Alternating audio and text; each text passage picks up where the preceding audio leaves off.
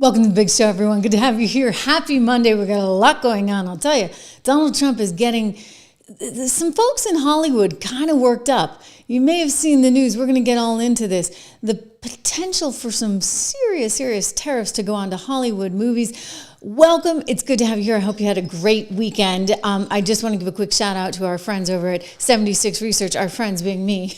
And Rob, my dear friend Rob, who started the company with me.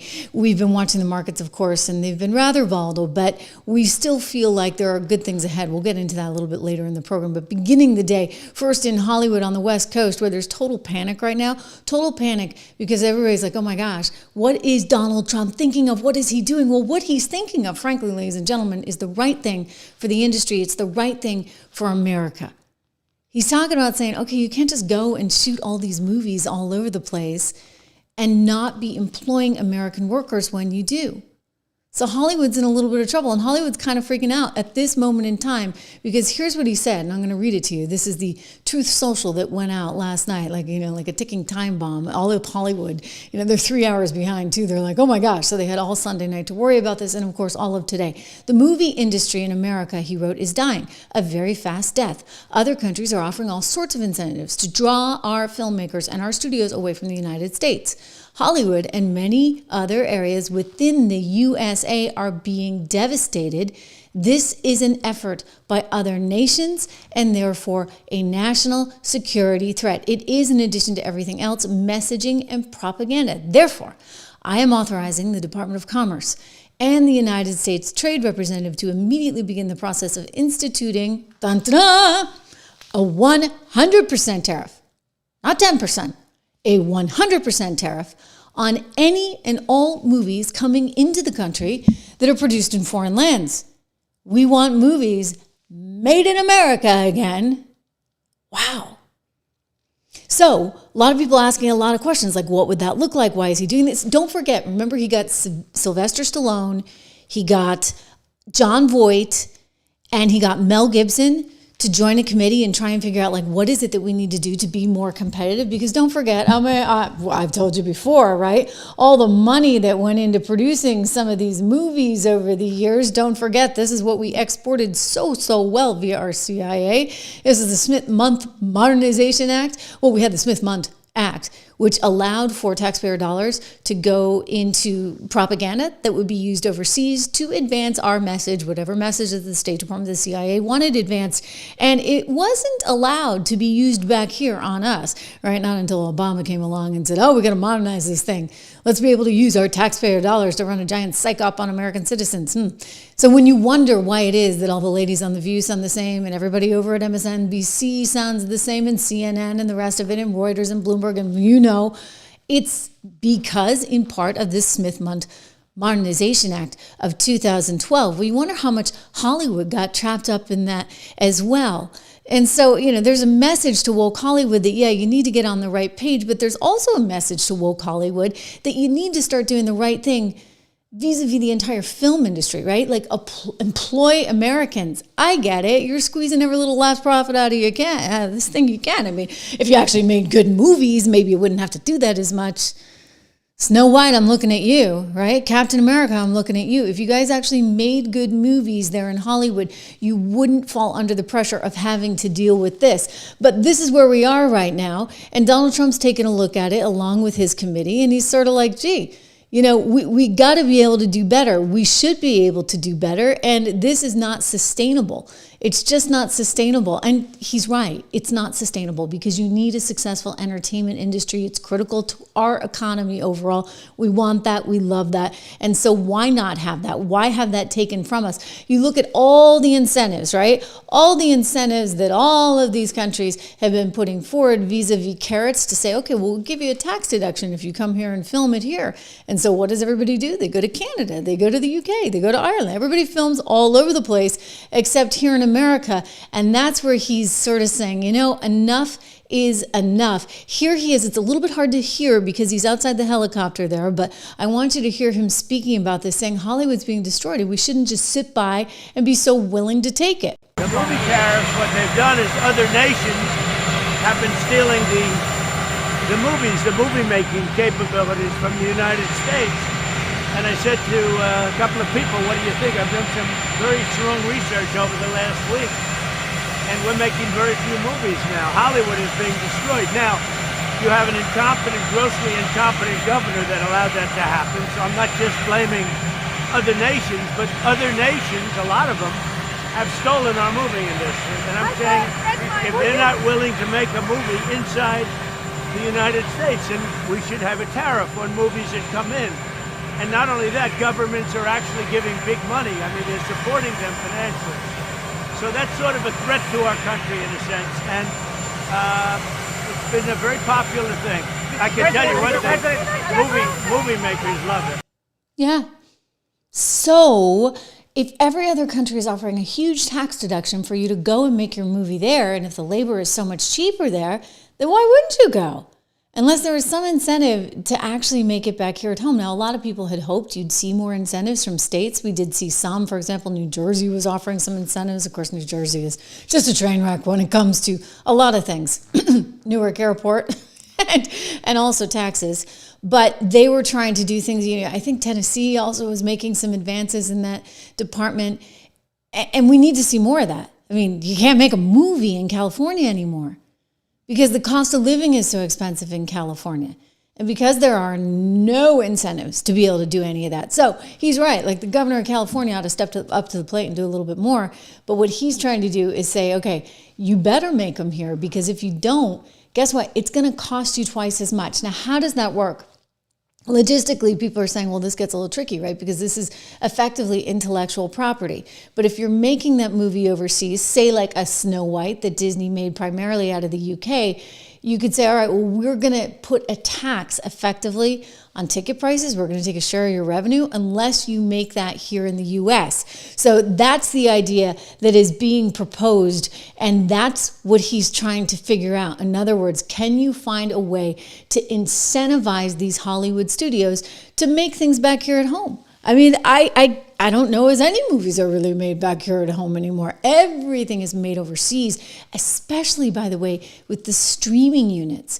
It's incredible when you look at where the streaming, you know, Netflix and Disney Plus and Apple TV, all the streaming entities are actually making a lot of things overseas, again, because the thinking is it's cheaper, and it's this race to the bottom.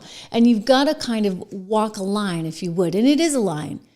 Remember Art Laffer with the Laffer curve? And he was explaining to Reagan, at some point, if you're taxing too much, you actually drive the incentive to create down. So maybe 100% is not the level. I don't know where it'll shake out at, but you got to be somewhere. In other words, you've got to actually be in the game. And if every other country is coming along and saying, hey, we can do this, we can do that, we can do this, and you can't compete, then what happens? Especially in something like movies, which is intellectual property and actually is kind of what you want, right? Don't you want that as a nation? You want to have this influence on culture, and you want to be able to export that and make it right here at home and employ people right here at home. I'll tell you, a lot of it probably goes back to unions and a whole lot of other things, right? You get a lot of problems, and it goes back to California, and it goes back to Gavin Newsom and Gavin Newsom's inability to really do the right thing by that state. It's kind of a tragedy when you think about what California was back in the Reagan years, right? And what it has become. So there is an opportunity there. It's a massive industry. And Donald Trump is basically freaking everyone out. Can you imagine Bob Iger right now? I mean, Bob Iger's sweating it, right? Over at Disney, because he's got earnings coming up on Wednesday morning. Who knows how those things are going to look? Disney, they're still stuck with the ABC Newses of the world. Disney is like freaking out because Disney is dealing with, oh my gosh, now he wants to tariff us too. I mean, hey, you know, woke universities, you're not the only one feeling the heat of Donald Trump. The movie studios are. Disney certainly is. They've got the FCC breathing down their back, right, over at Disney right now, opening up investigations into the DEI practices of ABC News. And now they're looking to possibly tariff the Disney productions and the streaming productions that they're shooting overseas instead of in the good old US of A. Disney has earnings out this Wednesday morning. Look for those ahead of the bell, and they are certainly under fire for, as I said, a variety of reasons. FCC being kind of a biggie, but also just the pure old reality that the company's not doing that well. Not doing that well at all, and it's like he knows it. Did you see this one over the weekend? Donald Trump trolling Disney and Iger. You know, May the 4th, get it? Force for the Star Wars geeks out there. I'm not a Star Wars geek. Definitely not. But some of you may be. So may the 4th be with you. And including the radical left lunatics, he writes, who are fighting so hard to bring the Sith lords, murderers, drug lords, dangerous prisoners, and well-known MS-13 gang members back into our galaxy. You're not the rebellion of the Empire. Okay. So Star Wars is now a Disney product. So kind of a fun troll from the White House over the weekend. I'll tell you, they do have a good sense of humor. You got to give them that. If nothing else, they get a heck of a sense of humor. But Disney may not have a sense of humor, nor do investors have a sense of humor about earnings right now, because their woke film division will pay the price in light of these tariffs. So this is just one more thing. You wonder why ABC News did not want Donald Trump winning. You wonder why Bob Iger seemed to be totally okay with Whoopi Goldberg saying insane things like, oh, he's going to round you all up, all the gays, all the this, all the that, and he's going to deport you. And we're looking at this going, how can they actually say this stuff? Like, this is so bizarre. Well, I think it was because they really wanted to make sure that Donald Trump didn't win, because they were so terrified of this moment in time that we're looking at now, where the FCC would be in there saying, what exactly do you have going on for DEI? And why exactly do we need to have affiliates paying you, ABC, for this? I could say a bad word, but I won't. Programming. On top of that, you're making all your movies overseas. That horrible Snow White that you made, that you saved all that money on with tax breaks out of the UK, well, we're going to make you make that stuff back here at home. Thank you very much. Maybe if you make it back here at home, you actually have to pay attention to profits a little bit more. I mean, you should be paying attention to profits. That's what investors want you to do, right? We got the stock trading around $98. It had been trading up around 200 and change. Don't forget, some 5 years ago. So this is dead money, bad money, plunging money. Disney has been a real mess. And you know what else is tough for Disney? The reality that they are no longer the only game in town. You know, they've been trying this whole streaming thing. They know they got to get out of the traditional television business. They can't, of course, because nobody will actually buy their traditional television business. Don't forget, I told you the other day how it sold in the early 90s, ABC, the network, for some $19 billion, that's with a B, dollars to Disney. And apparently Disney got an offer from Nexstar for somewhere around $10 billion. And so suddenly Bob Iger went from, oh yeah, I'm going to sell it, to maybe I'm not going to sell it. Maybe we can actually make something of this here. Maybe we can turn this into a streaming business. Good luck. I mean, already Disney has lost that round to none other than Netflix, and probably Apple as well, because Apple has some really good streaming products. I mean, they get the earnings coming up on Wednesday, and one of the things that people keep saying is, can they actually even compete with Netflix?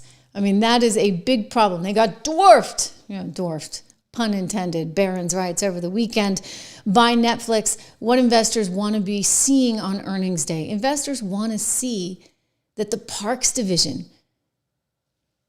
and the cruise division, right? That the basically the experiences division is holding up, but they're worried that maybe it can't hold up in light of the economic challenges that we're facing as a nation right now. I don't know how true that is. I'm going to be honest with you. I looked at the visa numbers recently. Rob and I wrote about this actually at 76 Research, and we were talking about how, the visa numbers actually looked really, really, really good. And so that was very encouraging to see, because it shows you the U.S. consumer is still spending, and enjoys spending and likes spending, and is going to probably continue spending unless things get really bad. But Disney is already using this as an excuse. Oh, if those park attendance rates are down and therefore earnings are down at the theme parks, they're going to point to the economy, and they're going to say Trump's economy is killing us. And it's the threat of Trump tariffs, et cetera, et cetera, et cetera. So watch for that in the call. I wouldn't be surprised. It doesn't change how investors are going to feel. If we hear that things are bad at Disney and people start selling off Disney as a result, I think that, it's still a bad scenario for one Bob Iger, who has not been able to turn this thing around at all. The other thing that came up in the Barron's article over the weekend, which I think is really interesting, is just how bad a disaster the film entity is. So, maybe they ought to sell off the film division as well. Not just legacy media, but, you guys have you jumped the shark in terms of the film division. And Snow White was a phenomenal proof of that. Again, don't forget how they titled this at Barron's. They did say, that Disney is getting dwarfed by Netflix, getting totally dwarfed. But they're saying, one of the reasons for this is because of the challenges they've seen at the film box office with Snow White, which topped $200 million in worldwide box office receipts. And before you say, woohoo, yay, you got to realize, as they write, hold the applause, industry reports say it cost about $250 million to make. I don't even think that includes the marketing, et cetera. I mean, they had a lot going on here and a lot that went into this. But $250 million to make, suggesting that it could need $500 million or more to break even. But after 6 weeks in theaters, ticket sales are down to a trickle. It is a poison apple. In other words, they write, Disney quickly halted Tangled, a live-action remake based on the Rapunzel story. We told you about that right here. Right? Because there was no way. When they saw how badly this one was doing, they realized they just couldn't have another bomb, another woke, DEI, nonsensical bomb out there that was not going to fly or play in mainstream America or elsewhere in the world for that matter. So this film division is under a tremendous amount of pressure. And it doesn't look like it's going to change anytime soon. I actually think that maybe the tariff thing will shake things up and they'll start saying, hey, maybe actually we need to focus on creating movies that people want to watch, because we can't sell our TV assets. We tried. We want to. Right? Bob Iger told, I've played you the soundbite, CNBC's David Faber at Sun Valley some year and a half ago, 2 years ago, I really want to get out of this, businesses that are not the opportunity businesses for our network. They are not ones that are going to be crucial to us in the future. And yet he couldn't. He tried, he couldn't. And so now he's back to square one. He's saying, okay, well, maybe I can change this into some kind of streaming business. And they're all proud because ESPN, I guess, got 200 million views in a recent month, streaming views. Dun, dun, dun. I just want to point something out, you guys. This is really good news. We're up to like 730,000 subs right here on this little channel. I'm not putting out 300 to 400 pieces of content a day like ESPN is. And guess what? We did 98 million views right here on this little channel last month alone. So that means I'm basically half the size of the streaming business of ESPN. I would just say, ESPN, you got a ways to go, but this is fantastic. And this is thanks to you. And this shows you how much things have changed. And maybe it's the individual as opposed to the network, right? That matters in this kind of new world and in this new streaming environment. So, wow, 730,000 subs, 98 million views right here on the Trish Regan channel. It's incredible. And I think that Disney is now sort of in this mode where they're not going to be able to get out of this. I don't know how they change. I don't know how they actually evolve unless they say, okay, we're going to double down on theme parks and cruises and the experiences. And, at some point, you're going to go in, you got to shake up the film division, you got to shake up the TV division, and you got to actually get rid of all the wokeness that is weighing down your business and just look to turn a profit. Is it that hard? I mean, this is what they're dealing with over at CBS at this moment in time. Shari Redstone, who runs Paramount, is sitting here going, I got to save my company. It's my company or it's 60 Minutes. Which one do you want? 3 guesses which way she's going to go on that. So she's been trying to settle this $20 billion lawsuit with none other than Donald Trump, and understandably so, right? Because she wants to get this deal done with Larry Ellison's son, who's got Skydance, and they're going to put a huge capital infusion in, and this is what they need, right? Because you look at Paramount, which includes all those old cable channels like Viacom and MTV, and they do have Showtime. That's really good, Showtime. But then they got a ton of these sort of legacy cable networks that they've got to diversify away from. They really do. Why? Charlotte, thank you so much for your generosity. Much, much appreciated. I'm going to get to all of your comments, by the way, guys, at the end. But I just think that they've got to look at this and find a new future. And so Shari Redstone's like, oh, this is fantastic. I got this deal with Skydance. This is going to be the future for all of us. And yet, you know what? The FCC could be in the way of this, because the FCC might say, you know what, we're not going to approve this merger. And so from her standpoint, she's like, all right, let's get this thing settled with none other than Donald Trump, like fast, right? Let's make President Trump happy. Let's get this out of our way. And the news division doesn't really like that. So take a look at what happened. You know the drill, the 60 Minutes producer. He quit like 2 weeks ago. And then the guy who was his talent, as they call you in the industry, his talent that he produced, Scott Pelley, went on television and was like, oh my gosh, and gave this big, well, you know, our employer is trying to do a deal with Skydance, and because Paramount, our parent company, is trying to do this deal, and they're worried about whether or not Donald Trump's going to approve it, this is what's happened to us. And now Bill Owens does not think that he can actually have editorial independence anymore, et cetera, et cetera. So he kind of sticks it to his employer. He sticks it to Shari Redstone. She's sitting there going, oh my gosh. Now the word is Shari has actually put in charge a woman named Susan Zirinsky, who used to be the president of CBS News and actually ran 48 Hours and kind of just gets which way the wind blows. In other words, she's still a journalist with a capital J, but she understands that this is a business after all, and you probably don't want to be mucking things up right around the time you're trying to get the merger going, because if you don't have the merger, it is very possible that the entire company, Paramount, goes away. It can't survive in this new environment without this, this merger. So Shari Redstone, Variety had a good piece, is trying to look at this and make a decision, and they're equating her with the Godfather too, where they have to make a decision and one of them has to go. And the prediction is it's going to be 60 Minutes that has to go. In other words, you're not going to let the entire company fail, nor should you. Shareholders don't want that because of a bunch of people over at 60 Minutes that have their view of the world and are stuck in this TDS on steroids environment. Do not forget what this is all about, ladies and gentlemen. This is the clip. You have Kamala Harris with two different versions of an answer. Speaking with a 60 Minutes reporter, they were stupid enough, however, to release the original version on their Sunday morning Face the Nation show. So by the time Kamala showed up on the airwaves Sunday night, the answer had been dressed up, cleaned up. You got to hand it to the editor who managed to edit this thing and made it sound like something. I mean, wow. This is word salad turned into something decently eloquent, to which Donald Trump is suing them because he's saying you interfered with the election with that. You're trying to make her into somebody she's not. Here we go. But it seems that Prime Minister Netanyahu is not listening.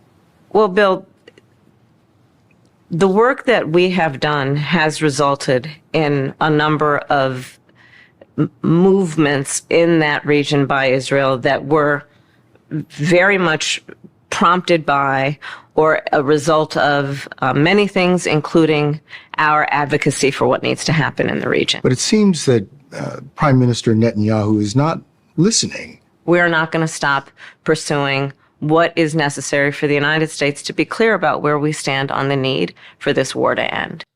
I'm telling you, that editor deserves the Emmy. Remember I told you on Friday, they're now nominated for an Emmy for that interview. My goodness, it's like the whole industry is really trying to stick it to Donald Trump and perhaps to Shari Redstone to a certain extent. But my prediction is, you know what, Shari's going to go where the money is. She doesn't really have a choice. You're talking about an $8 billion company that basically is going to go down because some producers at 60 Minutes want their way. I'm sure I can just see Good Night, Good Luck, right? The George Clooney film on Broadway, or play on Broadway, where he's playing the part of a CBS journalist and thinks he's just the cat's meow, for goodness sakes, and everybody taking the part of the journalists in this. I mean, are they really journalists anymore? When you cut up a soundbite like the one I just showed you, and you reinvent it into something else entirely, how much of that is really journalism and how much is selling? Right? You were selling a candidate at that point. You wouldn't have done the same thing or afforded the same privilege as Donald Trump. Are you kidding me? No. They did that for Kamala Harris because they wanted Kamala Harris to win. And they just keep beating up on Donald Trump as much as they can. So to me, that's really not journalism. At the end of the day, that's something else. I remember I did an interview right around the same time 60 Minutes did an interview with Donald Trump. And my interview, I was like, oh gosh, did he have to do that? It was like a Sunday with Leslie Stahl. And I think I was there at the White House on Monday. Turned out my interview made a whole lot more news because he was bashing the Fed and a few other things. And he kind of got a kick out of it. I remember we were talking after and he's like, your interview actually did a lot better and had a lot longer legs. It got a lot more attention than that interview I did with Leslie. And what he was most struck by of all was that of the, say, 30 minutes or 33 minutes that he gave me on camera, I ran the entire 33 minutes. And 60 minutes, on the other hand, came in and maybe shot for an hour, 2 hours, however long. And then they only ran maybe 5 minutes of what he had said. And he was like, you ran the whole thing, Trish. And I'm like, well, of course, Mr. President. I mean, I have the President of the United States to sit down with. I have an hour of show. Why wouldn't I? If you had given me 2 hours, I would have run that over the next two nights, an hour a pop. Because to me, that's authentic. Actually seeing it in its raw form, as opposed to the cutting up and the massaging, and then the inner, the reporter comes in to voice something in the interim. That's what they do at CBS. That is old-fashioned television, okay? In the new world, we're right here. We're streaming. I'm live. I have no scripts. I kind of have an idea where I'm going. I have a few elements I want to talk to you about. But the reality is this is all live. It's all real. And authenticity is, I believe, what people actually respond to, which is how we've been able to create this channel with 730,000 subs and 98 million views. Wow, I still can't get over that. From last month alone, that's thanks to, hopefully, my authenticity, my realness, and your appreciation for that. So that's the new world in which we live. And I think that CBS News versus Paramount, they're in this civil war there. And Paramount, the parent company, is saying, okay, we got to survive. CBS is like, but we have TDS. And they're like, get over it. Get over it, baby, right? We're moving on. The world moves on. And if they don't move on, then the whole thing really is going to fall apart. So my expectation is they're going to settle that with Donald Trump. My expectation is 60 Minutes is going to go away. Okay? And that was what I told you on Friday. And then this article came out. This is actually Brian Steinberg writing in Variety that, they've got to make a choice. And I'm telling you, the choice is not going to be for 60 Minutes. So people are making fun of CNN so long as we're on this media craze right now. CNN is being mocked for this outrageous interview that they aired over the weekend. This is crazy to me. So, it's bad, right? Because CNN's always taking the side of anybody who's basically not John Q. Public, not the middle American. They want to make sure that they're looking out for, the Sinaloa cartel. This is unbelievable. They went and did this interview with a cartel member and asked him how offended he was, like what that meant that Donald Trump was referring to cartel members as terrorists, and like, oh my gosh. And you're sitting there going, is this for real? This is CNN. What's your message to Donald Trump? Respeto, So we've just entered an area of the city that is still very dangerous. After weeks of trying, our contact here on the ground has managed to secure a meeting with a member of the cartel who's involved apparently in the production of drugs. ¿Cómo estás? This man is talking to us on the condition we hide his identity and location. Can I pull up a chair? He says he produces fentanyl for the Sinaloa cartel. How safe or dangerous is this area to be in? En estos momentos todas las áreas son peligrosas. I mean, according to the Trump administration, you are a terrorist. I mean, the cartels have been labeled a foreign terrorist organization. What do you make of that? Está fea la situación, ¿verdad? Está fea la situación, pero pues todos tenemos que comer. What's your message to Donald Trump if he's watching this? Mi respeto, él tiene que según él buscar lo mejor para. According to him, he's looking out for his people. But the problem is not that the consumers are in the United States. If there were not any consumers, we would stock. Playing out on these streets here. Okay, and forgive me, because those of you that are listening on audio, you don't speak Spanish, and I'm looking at the translation, and I do speak Spanish. So basically, he said that he had a message of respect for Donald Trump and that we have to eat. I'm sitting here going, oh my gosh, like what is going on in the world? Where CNN's like, what is it that you want Donald Trump to hear? I mean, how dare he call you a terrorist? You just happen to be one of the biggest crime organizations in the world. But no, we can't like go there. We just can't, right? Because somehow It's not your fault. I mean, you have to eat after all. We have to eat, the guy says. And she's sitting there like, oh my gosh, you poor drug cartel member. He's like, I mean, this is crazy to me. So I'm not the only one who found this a little bit crazy. If you go online, everybody had the same reaction saying this is pathetic. Nothing like giving these people airtime. So CNN is concerned about hurting the cartel's feelings. This isn't the flex they think it is. It is offensive to Americans. You better believe it is offensive to Americans. This is CNN, ladies and gentlemen, and this is why nobody watches CNN anymore. I don't know what they're going to do without whatever money they were getting from USAID. I mean, again, it's very questionable how some of these organizations survive, because when you're thrown out into the real world and capitalism matters and you actually have to turn a profit because you're not getting any money from, say, the U.S. government anymore, which is probably the reality of what's going on right now at CNN. It's why right away after the election, they knew they had to pare down. They started their layoffs. Same thing over at ABC, same thing over at NBC, same thing over at CBS. This is the reality of the world right now. New York Times, all of these news organizations, they're getting their gravy train cut off. Another commentator said, well, we need to be respectful and not hurt the cartel members' feelings, right? I mean, this is this woke insanity that has just driven businesses further and further into the hole, whether it be Disney, whether it be these networks, and then while simultaneously really hurting us Americans. Remember, you guys, we got a market that's getting really, really interesting right about now. We added 177,000 jobs in the latest month to the economy. We got oil hanging out at $56 a barrel. You know what this tells me? Good stuff, because we've got low inflation, low oil prices, which has a little bit to do with, of course, Saudi Arabia. Saudi Arabia is saying, we can take the heat. We'll manage this, but we don't want the Iran, et cetera, benefiting from higher oil prices. So they've done what they can, and this is an opportunity at this moment in time, in my estimation, to be able to continue getting in on what is going to be a very good time ahead. We got a Dow that's up about 0.25 percentage point. S&P, NASDAQ trading pretty much flat at this moment. If you have not checked out our portfolios over at 76 Research, I'd really like you to do that, because we've got a lot of good ideas for you. 76portfolios.com. Go there. The inflation protection, the American resilience, which is more growth oriented, the income builder. These are all great ways for you to capitalize on this new opportunity in the markets right now.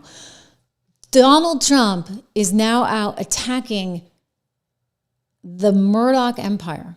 This is interesting. This is the Wall Street Journal and now Fox that he's gone after. Fox, who we thought he loved. But the Wall Street Journal, if you look at some of their headlines, I said this actually to Rob at 76 Research the other day, I was blown away by how negative everything was, like one story after another as I went down the page at the Wall Street Journal. I'm like, what is going on at the Wall Street Journal? Well, I'm apparently not the only one. Donald Trump's noticed that something's going on at the Wall Street Journal, as well as Fox right now. Here he is. Again, you may have to turn up the audio just a little bit because there's a lot of interference on the sound. He's on Air Force One, but he's talking to people, and there's a Wall Street Journal reporter that starts to ask him a question, and he's just repelled. Listen to him go off on the Wall Street Journal as just a total garbage newspaper. Here we go. We won't have a country left. We can't have that happen. Who are you with? The Wall Street Journal. That's what well, you people treat us so badly. Wall Street Journal has truly gone to hell. Go ahead. It's a rotten newspaper. You hear what I said? It's a rotten newspaper. I wouldn't tell the Wall Street Journal because it'd be wasting my time. There are talks, but I don't want to talk to the Wall Street Journal. But look, Wall Street Journal is China-oriented, and they're really bad for this country. Go ahead. You say you want a fair deal. You say you want a fair deal with China. What is a fair deal? Well, I want a fair deal with China, but China's been ripping us off for many years, so maybe something should be thought about, a little bit of retribution. China's been ripping us off for many years, ever since they started. To me, I think it was the worst thing that Richard Nixon ever did. And it was he's the one that got it started. And they've taken advantage of it. No. Really interesting. His points, obviously, on Nixon, his points on China. Don't forget, one of the reasons Nixon went into China and opened it up was because there was fear that Russia was going to get too close, the former USSR at that time, to China. And so in an effort to prevent that relationship from forging and therefore being more threatening to us, Nixon recognized the power of China and said, let me go in there and actually try and befriend them with this, capitalism and this opportunity for prosperity. And China took that opportunity, yet simultaneously, never opened itself up fully because it's still a communist country. I don't believe you can have capitalism and communism fully together, but they've got some version of it there in China. And they just grew and they grew and they grew and they grew. And so we used to look at it as an emerging market country. Well, now you're looking at the world's second largest economy, which is why Trump is like, I don't need to give them any kind of special privilege anymore. And he's accusing the Wall Street Journal of being more in bed for China than in bed for the United States of America. Interestingly, that same day, just hours later, he came out against two Fox News personalities, one who hosts a media show, that would be Howie Kurtz. Howie Kurtz was actually defending him a little bit, but kind of in like this passive-aggressive sort of, half-hearted way, because Howie's like trying to be fair, etc. And so somehow Donald Trump caught this show, and he suddenly put out on Truth Social, and I quote, "It is time for Howie Kurtz to retire. Every woke anchor in the business, people that no one watched from CNN, MSDNC, and others, are plastered all over his show with all really negative and fake statements. And then I'm weakly defended," he writes in quotations, "by Howie and his group. Although Ben Dominish has been strong." That's Meghan McCain's husband. "The case Howie makes for me is so pathetic that it would be a lot better if he just didn't say anything." Anyway, that's the way it is. Exclamation point. So he didn't appreciate, I can tell you that probably the method of madness for Howie is, well, let me bring on some guests and we have some feisty fireworks and we do this debate. But in order to do that debate, you got to be really strong, right? To be able to go back at them and at least have some conviction. And if you don't want to play your hand, right? If you're like, okay, I'm a journalist and I'm not going to fully show what I really, really, really think. And, to a certain extent, he's doing that. Well, then you're not going to be able to really take them on. You got to be able to fight fire with fire, right? In which case you're going to need like a Ben Dominish or somebody else to then go after them. But apparently every time Howie tried to go after him, Donald Trump didn't appreciate it so much. And then the other thing I'd point out is that Karl Rove, oh, I know you love Karl, he was on another program on Sunday. And he suggested that the president focus mostly on poll numbers, which have been deflated recently because people have these concerns about the economy, which, may be neither here nor there. Again, I think that we're kind of out of the woods. The expectation is we're going to get a lot of deals. You heard him just say that to reporters. We're getting more and more deals. So consequently, he didn't appreciate Karl Rove saying that, he just needs to focus on the economy. He just needs to focus on poll numbers. He put out also on Truth Social, quote, "I don't need to have Karl Rove of Fox News to tell me what to do. The guy is a total loser who's been wrong about almost everything." So Murdoch's organization took a hit over the weekend, but so be it. Maybe that's for the best. I like Newsmax anyway, right? I used to work at Fox. You probably know that. Maybe you don't.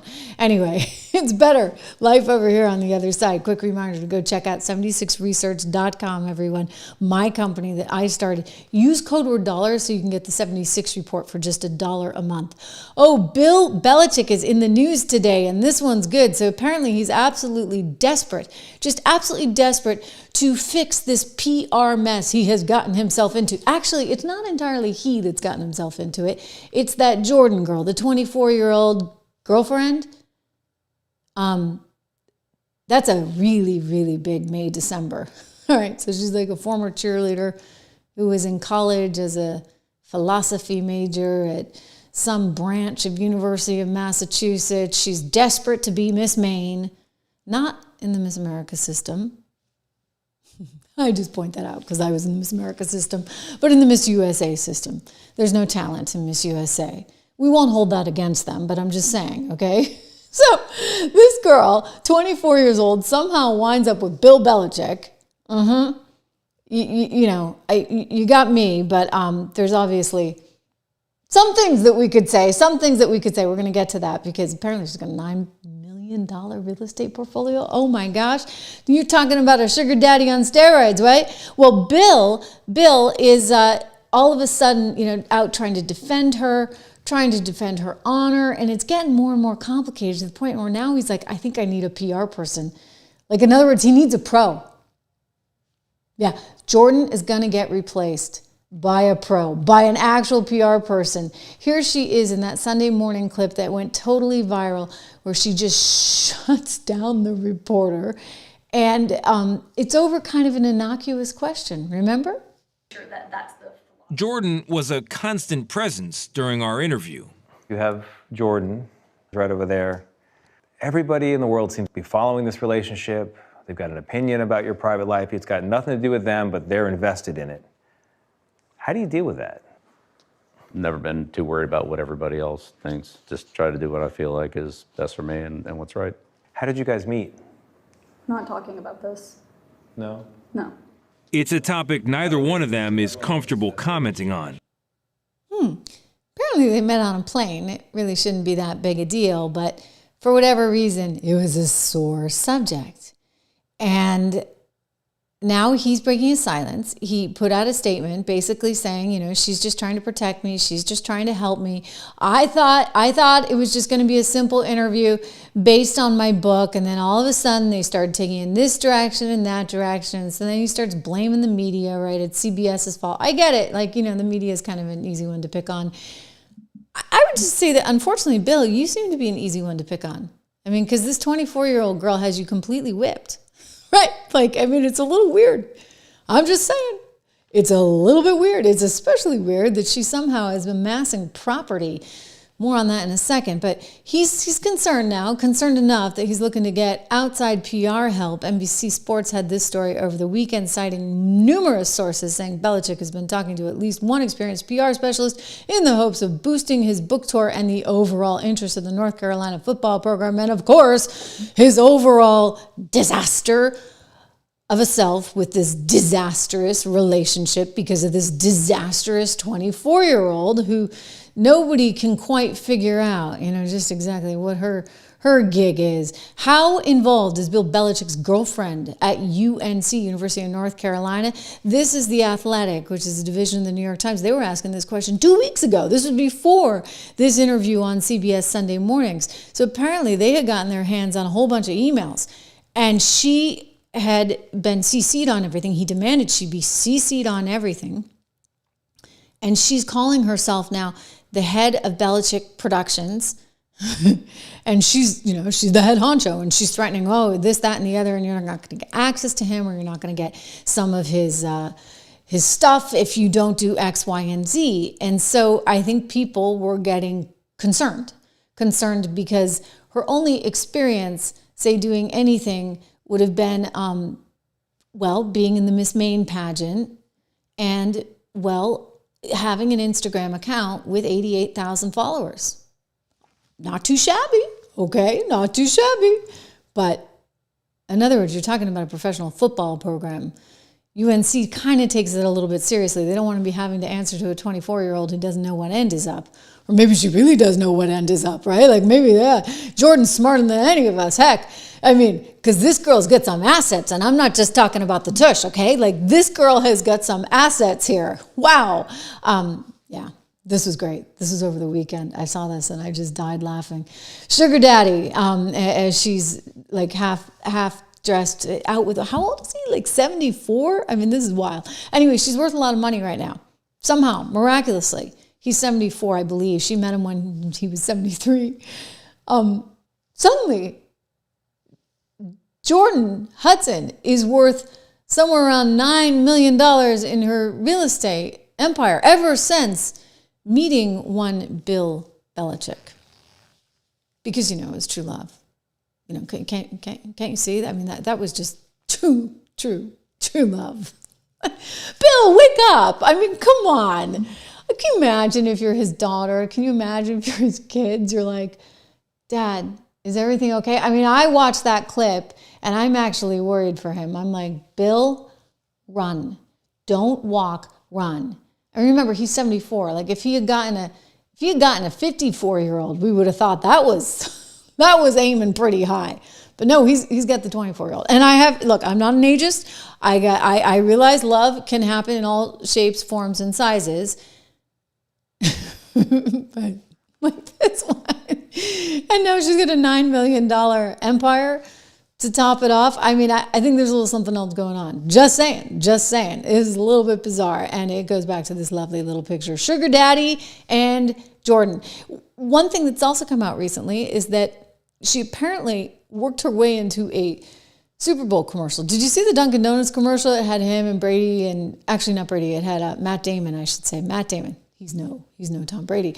And they have this little skit, and Belichick's in it, and somehow she worked her way on, according to the New York Post and a few other publications. She just demanded to be in this thing, and somehow everybody was astonished. She made her way in. Let's watch a little clip of it here. Where the hell are Matt and Tom? Forget them suckers. Matt Damon and Tom Brady don't have the heart of a champion. We got a new squad, Dunkin sequel. Affleck's and Belichick. Dunkin! A little more spirit on the, on the charge next time. All right. We got a fourth Dunkin' You see her? too coming. Okay, let's go back. She had a little cameo there, so she's just on camera. Oh, we don't want to cover up Bill. There's Bill Belichick and the girlfriend, 24-year-old Jordan Hudson, who hopes to be Miss Maine. $9 million real estate portfolio. Did that commercial really pay that well? Anyway, the point is the guy's totally whipped, okay? Like, it's sad to say, and if I'm his family, I'm really concerned. I mean, I'm concerned. I'm concerned for UNC. I'm concerned as a New Englander, somebody who grew up in New England. We like the Patriots in New England. This whole like guy getting taken advantage of by a 24-year-old, I don't think it's so hot. I don't think it's so good. And you know who else doesn't think so? The family.